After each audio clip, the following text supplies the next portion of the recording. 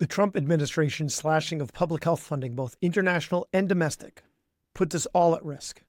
Find out how cuts to aid in Central Africa can affect Middle America, and listen to the end for when to expect the next pandemic.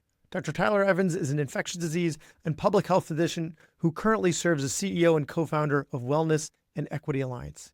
He's led major initiatives at Curative Incorporated, Marin County Health, and New York City's COVID-19 response. He oversaw the delivery of over 2 million vaccine doses nationwide and has deep expertise in HIV/AIDS, refugee health, and global infectious disease through work for Doctors Without Borders and the AIDS Healthcare Foundation. He's the author of Pandemics, Poverty, and Politics, Decoding the Social and Political Drivers of Pandemics from Plague to COVID-19, which explores how social and political forces shape the spread of disease. But first, a word from our sponsor. Hey, this is Brad Block, host of The Physician's Guide to Doctoring. This is a personal and professional development podcast for physicians where we have experts on the show that try to teach us everything we should have been learning while we were memorizing Krebs cycle.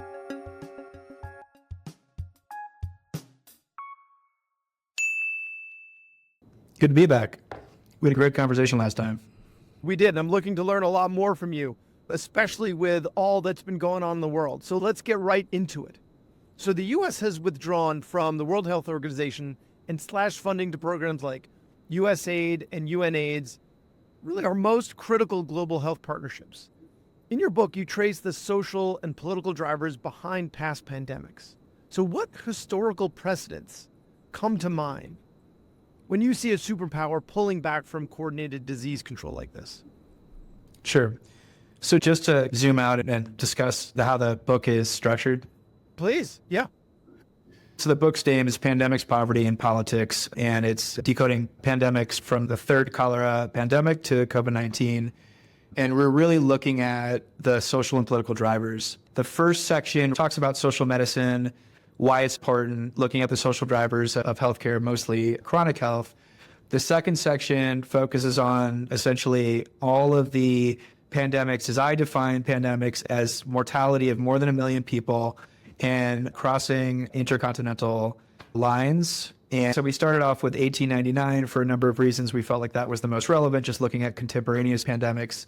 And so we started with the cholera pandemic, the sixth pandemic, as well as the third plague pandemic, which roughly took place around the same time. And then we end with COVID-19. The third section is essentially, now that we have your attention and we identify the social and political drivers, what are we going to do about it? In terms of your question, that's really all section 2, which is looking at these precedents that we have. That was the genesis of me wanting to write the book, which I wrote over the course of 20 years. We don't learn from historical errors. We are not learning. In fact, we are going backwards. And we have a number of precedents that have taken place. In terms of what I define the socio-political determinants of pandemics, I create a rubric at the end of each of these pandemics that I describe. And the rubrics go through, is there a socio-political link to the original spread of disease? Was there a lack of public and community health infrastructure at the time? Number 3, if yes, did the lack of infrastructure at the time of spread precipitate more widespread distribution? Number 4, was the lack of infrastructure at the time linked to a sociopolitical root cause? And number 5, is it treatable? In other words, would building more effective sociopolitical infrastructure mitigate the risk of spread? And essentially, then the reader is allowed to go through this questionnaire. We basically grade it if 60% or above. This passes the sort of the litmus test, but it's up to the reader to ultimately make that determination. We try to get to roughly around 100%, but again, it's up to the reader. Having said that, we have a number of pandemics. Particularly, I think the most compelling ones are probably the Hong Kong influenza and the Asian influenza that had taken place. And mostly it was because China at the time was not a part that, particularly during the Asian influenza pandemic, the WHO, newly formed, CDC was not really formed yet. It had its nascent experience there. And this was after the Bretton Woods and the United Nations coming together. It was a nascent organization, but it still existed. China did not engage, was not a part of the WHO. And so when these emerging outbreaks took place, they were not reporting this to any global surveillance sort of system. And so a lot of these pieces got lost. The Hong Kong influenza pandemic actually never even originated out of Hong Kong. It actually had originated outside of probably like Singapore or Vietnam. But there was some sort of confirmed reports, and so we'll never really get the clear picture of what had happened. And so our ability to really respond because it's not just China, obviously, that when we're dealing with a pandemic, by definition, we're dealing across country and, according to my definition, across the intercontinental lines. This lack of public health infrastructure that China had dropped the ball on ultimately then impacted the rest of the world. So we're doing the same thing right now. The U.S. is doing the same thing right now as obviously being a global superpower. And by decimating or disrupting these infrastructures, which not only surveil or track emerging infectious disease outbreaks, as well as then provide opportunities to respond, we're losing all of our population prevention programs that we've spent decades working on, as well as the synergistic connections across the world with the EU, CDC, our CDC, China, everybody calls it CDC. It's very rapidly getting disbanded, and it's very disheartening. And that's where the whole America First comes in, is because they feel like they've been left behind, and we're spending all this money on infrastructure outside of the United States. And what they fail to realize is that does, in fact, help them and improve their quality of life and keep them safer. If we're trying to articulate that in a passing manner, we're not going to get up on the debate stage. We're not doing that. But we want to be able to communicate that to our community members, to our patients in a succinct way. How can we communicate the impact of what this administration is doing in terms of how it'll affect them? Sure. I think the argument really just has to be framed in a way that understands how, to your point, how does it really impact me, right? Not my community, not my country, not globally. How does it impact me? And, or let's even argue our immediate sort of community. And the reality is that whether or not we want to acknowledge or appreciate it or not, we are living in a highly integrated global system. And based upon economic trade, based upon migration patterns, we are at constant risk. If we do not identify these risks that are emerging at the local level, take Central Africa, for example, you take Uganda, you take parts of Sudan, Sierra Leone, where Ebola was emerging. Had we not been able to track that and respond to it in real time, had Ebola come into a city, because Ebola typically burns out pretty quickly because the case fatality rate is so high and it's so often symptomatic. And people just detect it at an early stage and we're able to then do something about it. If we take our foot off the gas or our hands off the wheel, we are just inviting all kinds of danger, safety issues into our country, because that person touches that person. There's an aid worker out there. They get on a flight. It's this very complex sort of epi network, and it ultimately lands in Des Moines, Iowa, or Chicago, Illinois, and it spreads there. And we saw that with SARS. We certainly saw that with COVID-19. And I think prior to COVID-19, it was hard for me to make the case to your typical suburban folks in the U.S. about why focusing on HIV efforts or TB efforts or malaria or whatnot is important. There's the philanthropic sort of argument, the charitable sort of argument, which makes people feel good. But the reality is, by investing in systems globally, not only are we protecting ourselves from immediate healthcare issues, but we're protecting global security, really, because the importance of a lot of foreign aid is soft power, right? Being able to invest in their health systems, being able to help them, provides an opportunity for us to engage and collaborate with these countries so that other actors, China, Russia, are not going to come in and ultimately then create relationships with them, which then further impacts or polarizes geopolitical issues. So there's that piece, which is incredibly important. And it's a heck of a lot cheaper to invest in that than to beef up military, which we're about to do with the current budgetary changes. From an infectious disease standpoint, we are allowing these microbes to basically pass without passporters, without any sort of robust detection systems. And then again, they get into your local community. And what happens is it might be the folks, it might be the frontline workers, it might be people experiencing homelessness, it might be the poorest populations that are ultimately getting infected first because they're the most vulnerable. But at some point, there's going to be these concentric circles. And at some point, it's probably going to come pretty close to your home. And if it's not the infectious disease transmission that you are worried about, it is clogging up the health system so much, like we saw with COVID-19, where hospital capacity, ICU capacity was so saturated and exceeded that people could not come in. If your wife, your aunt, whatever is having an MI or something like that, they can't come in. And so that's why it impacts people economically, it impacts people from a global security standpoint, and it impacts your potential access to healthcare systems. And not just while it's happening, right? We saw that with COVID-19, that it caused a lot of doctors that were on the brink to retire. So they're aging out. They're going to stick around for a couple more years in practice. Nope, now they're out. You've got a couple of people that they're financially independent. They don't need to practice anymore. They're out. So you see this mass exodus all at once of a workforce, and then that's going to impact people for a while. So there's so many, and it's really unbelievable that we lived through a pandemic. It was 5 years ago. It was 5 years ago. Started 5 years ago, but ended a few years ago. And we all lived through it. And not all of us, unfortunately, but now we're behaving as if it never happened. I think this is where the lab leak theory comes in. If they can blame it on an errant lab, then they can say it wouldn't happen again. Something like that wouldn't happen again because we wouldn't let it happen again, because we won't let that type of research be done. We can control that with our military might. Meanwhile, it was zoonotic in origin, no matter what their websites say. And we're great. Now we're going to invade more habitats because of the other budgets that they're striking down, really putting us more in danger. So let's go into more detail about what exactly he's done. What are the specific cuts that the Trump administration has made that makes us more vulnerable to these infectious diseases? So I want to get to that. I just want to respond briefly to two important points. One is when you were talking about the exodus of all these kind of public health professionals and docs, at one point, I would go to the National Association of City County Health Officials annual conference for a number of reasons. And at one point, I believe it was 2023, and it was over 45% of public health positions were currently vacant at the time. That's half of all public health positions were vacant. I know in California, at least a third of our public health officers left because they were just done. They weren't well compensated. It was a lot of work, and they were getting death threats or whatnot.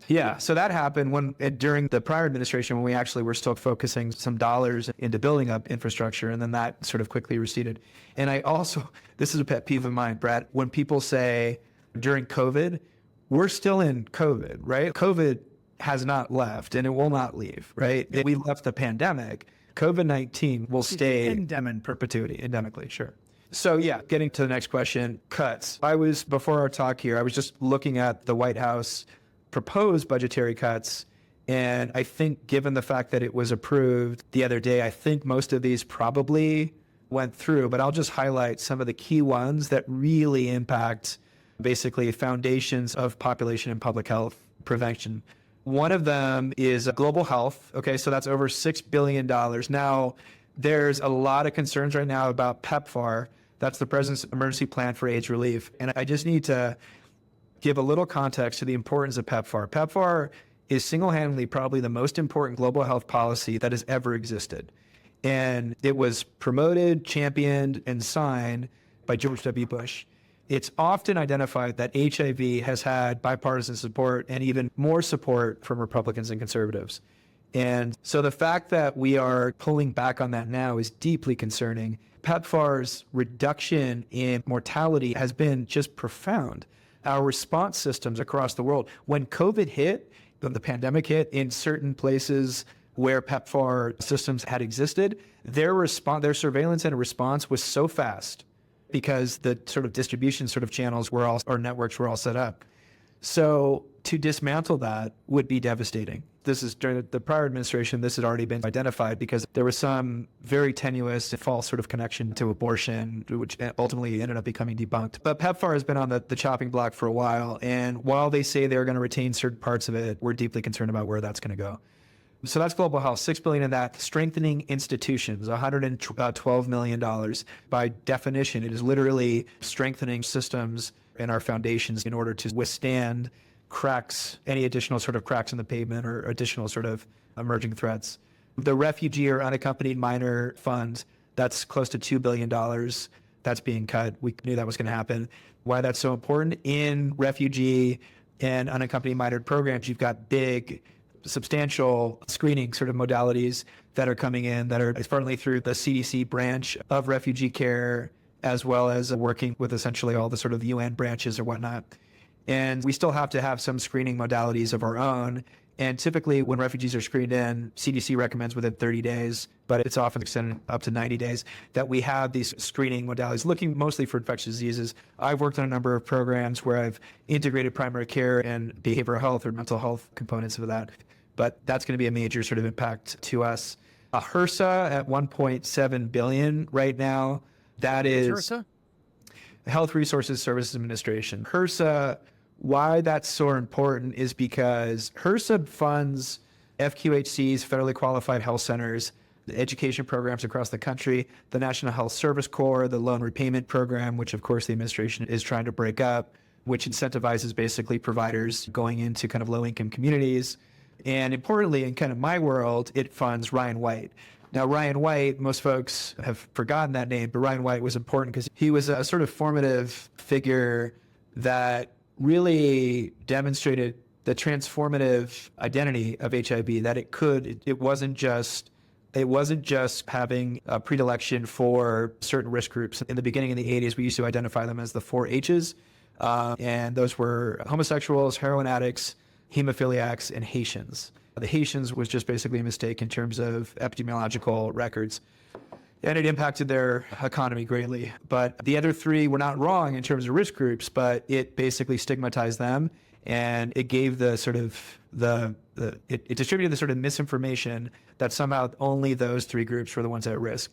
And in the beginning, HIV or AIDS was actually even called GRID, gay-related immunodeficiency disorder. That was under the Reagan administration. That was the official title because it was assumed that it was only gay men that were at risk. So Ryan White was a hemophiliac. I think he was 12 years old at the time. And he got infected with HIV because we didn't have any screening transfusion banks and whatnot. So he got infected, he ended up passing. But before, he did a lot of work with Elton John to really get the message out there that this disease is indiscriminate. It will impact everybody. And so Ryan White basically commemorated this boy's legacy. So the Ryan White Fund, I talked about PEPFAR globally. Ryan White is probably one of the single most important health policy pieces in the U.S. in terms of public health. And it has provided funding for uninsured folks across the country. I often say that there's only 4 different groups that have guaranteed healthcare access in the country, and people living with HIV are one of them. Ryan White's signature health policy piece, super important, and made huge advances, and particularly focusing on what's called the 90-90-90 over the course of the last decade, and the HIV epidemic, which was a part of the 90-90-90 was 90% of people that are infected, we want them tested. 90% of those tested, we want them on treatment. 90% of those on treatment, we want them virally suppressed. And we're almost there, with the exception of certain populations. We call them key populations, like homeless, sex workers, like migrant communities, people of trans experience, and that's where my work is. And so the work in HRSA, particularly in the last 5 years or so, under Laura Cheever, who I knew personally, went through great strides to identify the social drivers of HIV infection and really look at it from a syndemic standpoint, which means looking at a number of different epidemics and how they basically interact in a synergistic way, not in an additive way, in a multiplicative way, and how those are all influenced by not just behavioral health, but also by the social and political drivers. So I talk a lot about the syndemics in my book. And so HRSA really got it. And now the new administrator is essentially creating, I read some of this language here for you. He wrote this bulletin. This was April 7th. And in this bulletin, he said, and this is Thomas Engels, and his healthcare experience is he's an EMT. And now he's running Ryan White and HRSA.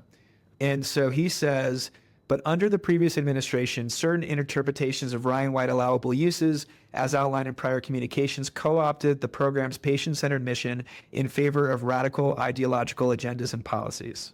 Like, you just can't make this up. And then he goes on to say, he's referencing this bulletin that was sent in the prior year from Laura Cheever, saying any information on this page promoting gender ideology is extremely inaccurate and disconnected from the immutable biological reality that there are 2 sexes, male and female.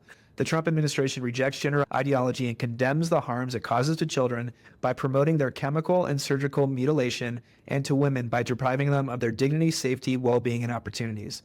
This page does not reflect biological reality, and therefore the administration and this department rejects it. I try to depoliticize public health, but this is the handmaid's tale. All the scientists and public health professionals that have put their entire careers into this space, including myself, are now, all this progress that we had is now being attacked as radical ideology when so much of it is so rich in data and so evidence-based. That's where we're at. And they're cutting, in terms of the cuts, they're cutting 1.7 billion. CDC, 3.6 billion. NIH, CMS actually did not get cut as much as we thought, 674 million, or that's what they were proposing. So all these systems connect. All these systems are basically our foundations of science, research. It all intersects and allows us to be smarter, and we're just going backwards as a result.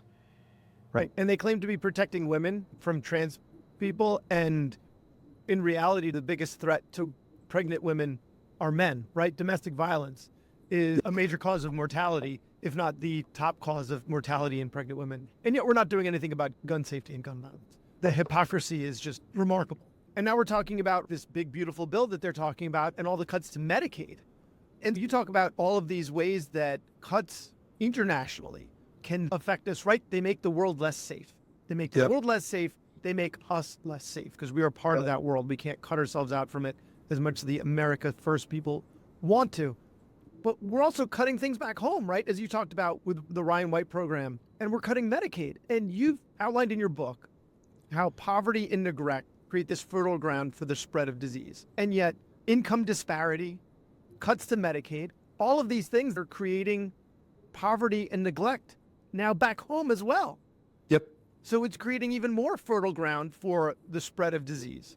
Yep. And denying science. They're cutting vaccines. They're not going to be allowing COVID-19 vaccines. So now that it's endemic, part of which is because of the incredible vaccines that were created, and now we're not even going to be offering it to people. Yep. They'll study the risk of environmental or vaccines on autism. Someone should look into that. God forbid they read what's already been done. So I just want to talk a little more about the risks back home. And just what you talk about in the book is the historical context by which we're repeating ourselves. And I think we talk about how advanced we are as a civilization, and ultimately that's technology and science, because technology and science builds on what was learned before.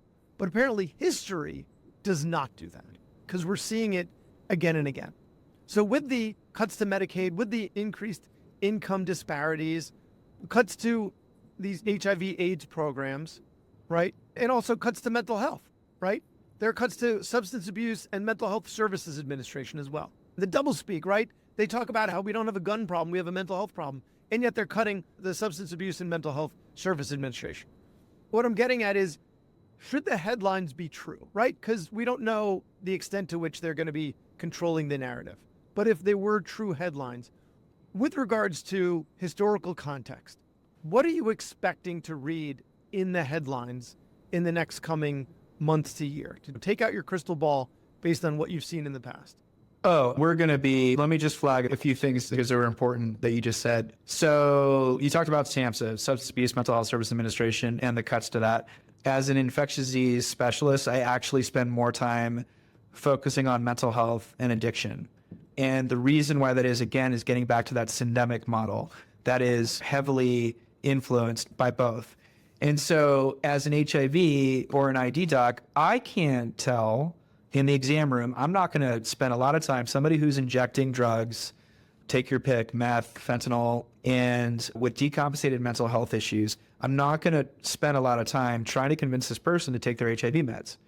Now, the good news is we have new long-acting injectables, which is going to be a game changer, has been a game changer for many of our folks, and we're studying it, where adherence is not as important. But the reality is, if we don't address those core issues, those mental health and substance use issues, that's where the syndemic piece comes to play, right? It ultimately increases the risk of infectious diseases. And right now there's a hepatitis A outbreak taking place in LA County. It's not going to just be in the homeless encampments, it will spread.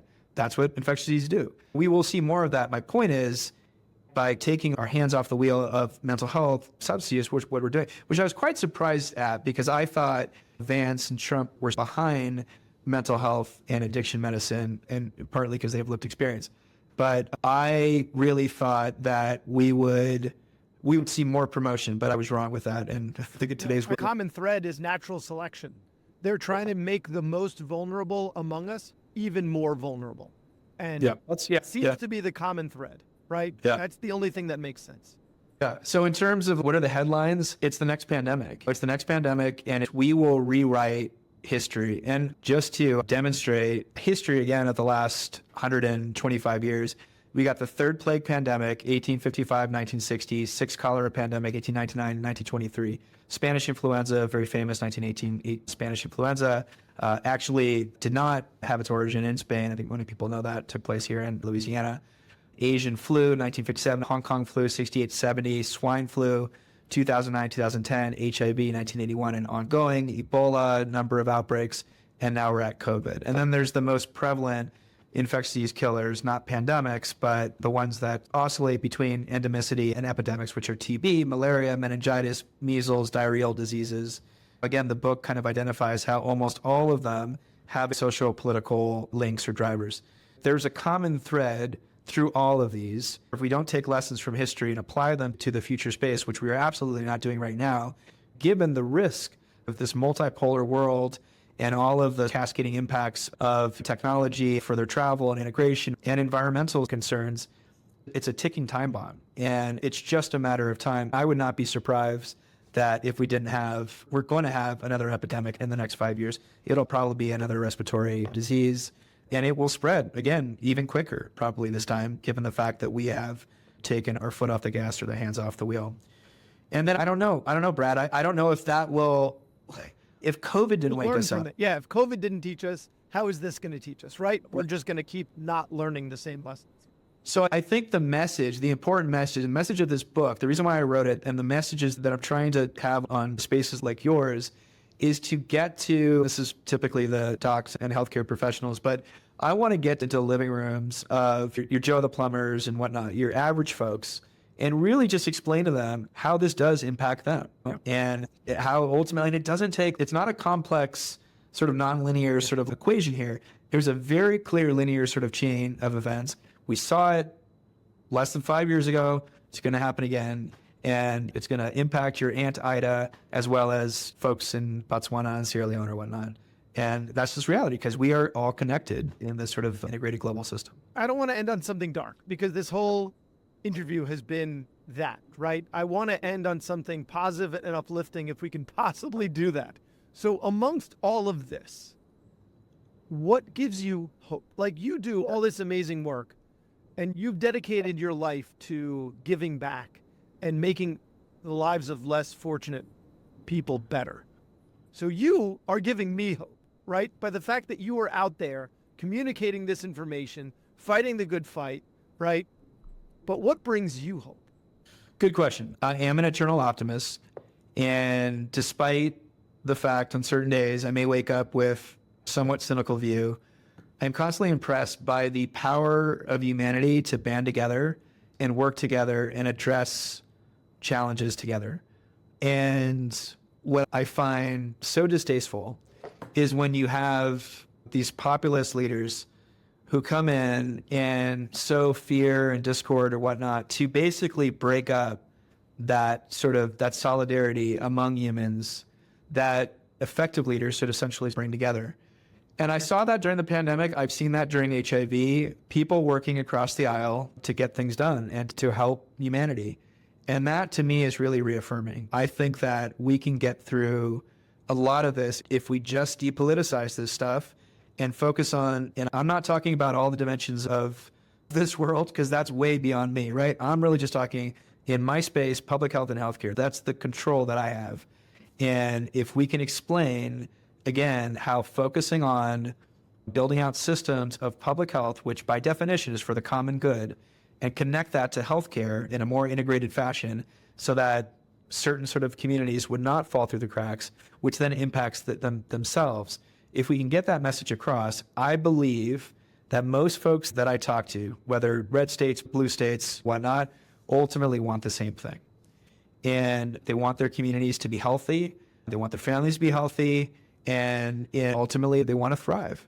And we have to stop demonizing certain groups, migrants, homeless, etc. That's what this divisive politics has just gone in a just radically unhealthy direction. And it's created just so much more polarization. It just doesn't need to be there. While I cannot convince the United States to all get behind immigration and homelessness, that's never going to happen. But what I can do is try to explain how these pieces, if we don't address them, if these populations, if we don't address them and provide them with primary care, population prevention, and public health efforts, then they will be impacted and their communities will be disrupted. And again, I have seen it. I have seen the responses. I have looked into a number of people's eyes and I see that spark. Before I meet them, I hear their politics, right? Because social media has emboldened us to be different people than we actually are. But if you come out of that and you just talk, I find that most people, we can connect on a certain level. And I can typically find, not all the time, public health and healthcare to embolden them. And so that's what keeps me going. I think the messaging, and just to get a little political here, I think the messaging needs to change on the left. Because on the right, their message is, this is how we're going to help you. This is how we're going to look out for you. And the messaging on the left is, this is why you should look out for other people who are less fortunate than you. Yep. And the message needs to be, here's how protecting these vulnerable populations helps you. You can feel good about helping. But at the same time, and that's what you talk about, right? This is what you've been talking about the whole time.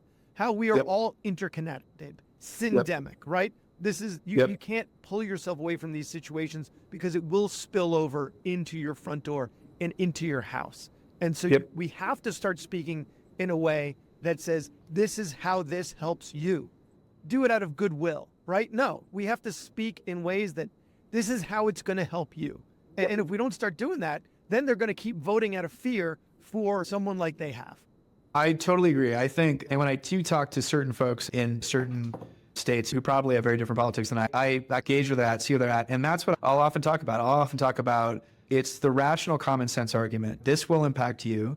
And importantly too, not just health, but economy as well. It will protect your bottom line to basically invest in these systems. And typically it does well financially. That's what the financial markets want. They want stability and predictability. And when we take that away with pandemics and poverty and instability because of the consequences of that poverty, then look what happens to your 401k. Yeah. And I agree with you. I think on the left, there's been too much radical ideology. There's been too much promotion of these ideas that are just too abstract and disconnected from a lot of folks, right? Like most folks want to just basically pay their bills, come home, have a stable life, have their health insurance, have their access to their doctors, their providers, whatnot. They don't care about what's happening in Ukraine or Gaza or whatnot. That's just not their thing. And I thought deeply about this. And I think when it came to the polls of the last election, we need to just hear where folks are at and stop. The message needs to be reshaped, right? Like we need to your point, we need to explain to people if A, let's educate you on some of these health policies and educational policies and whatnot. And B, we're going to explain to you why this matters to you, right? Why this matters to you in this community and what do you get out of it, right? That's the piece that we need to do a lot better at, is explaining what you get out of this piece. So that's my goal. That's my mission. I love it. If you want to hear more, definitely check out his book, Pandemics, Poverty, and Politics, Decoding the Social and Political Drivers of Pandemics from Plague to COVID-19. Dr. Tyler Evans, thank you so much for your time today and all that you do for the world. Thanks, Brad. Great to be here. Thanks for listening. So please share it or like it or comment on a social media post or write us a 5-star review. Thank us again for listening to The Physician's Guide to Doctoring.